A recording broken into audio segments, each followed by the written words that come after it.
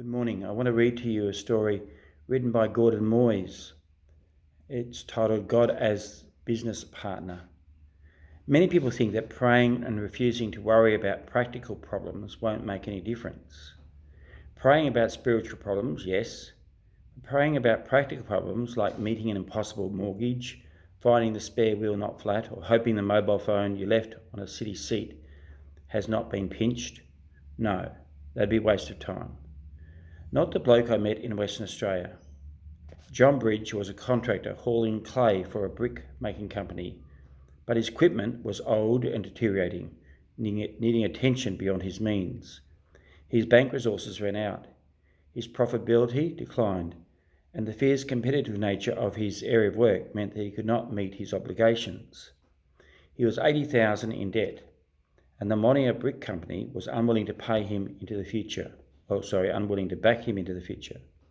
At that point, when the whole of his life seemed to be tumbling in, John Bridge changed his attitude to worry. He'd been full of anxiety, skimping and scraping at every point, looking for shortcuts to make as much money as he could to keep his business afloat.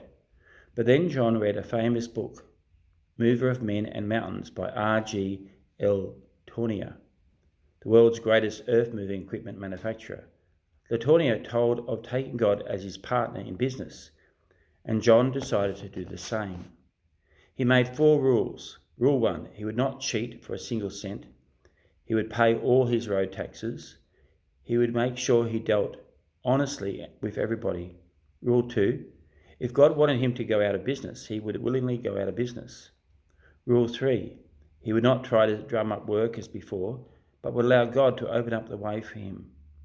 Rule 4, he would give to God 1/10 of everything he earned for God's work and service. A month later, Monia phoned him. The company had never ordered more than 30,000 tonnes of clay a year from him. Now they said, "We have a new development underway. Can you deliver 50,000 tonnes immediately?" He could and did. As he was finalising delivery, they asked, "Can you do another 10,000 tonnes?" And as he finalised the second order, Monia's other major supplier closed down, and there was an order for another 20,000 tonnes. At this point, another problem confronted John. His pit ran out of clay, but he prayed about it and refused to worry. In order to get more, he had to dig further up the hill. He thought the location would not provide suitable clay, but when he took off the overburden, he discovered that the clay went down 60 feet. The great depths of good quality brick clay he had never discovered. From there he took 120,000 tonnes for Monia. Then there was another problem. He could take out clay only when the weather was dry. Once winter came, he could not get the clay out. But he refused to worry about it.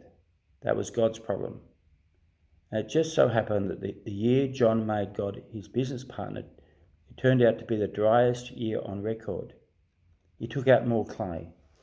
That year he made a profit and paid off all his debts. John then bought 2 road trains, huge prime movers that pulled 4 or 5 sections used for outback transport. With these he could be able to carry cattle during the winter. He made a greater profit the following year.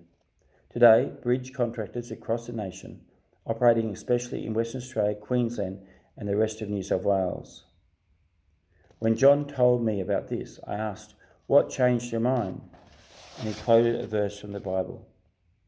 "Be concerned above everything else with the kingdom of God and with what he requires of you, and he'll provide you with all these other things. So do not worry about tomorrow." Matthew 6:33-34. Well, that's inspired me to make God my partner in business. I hope it's inspired you.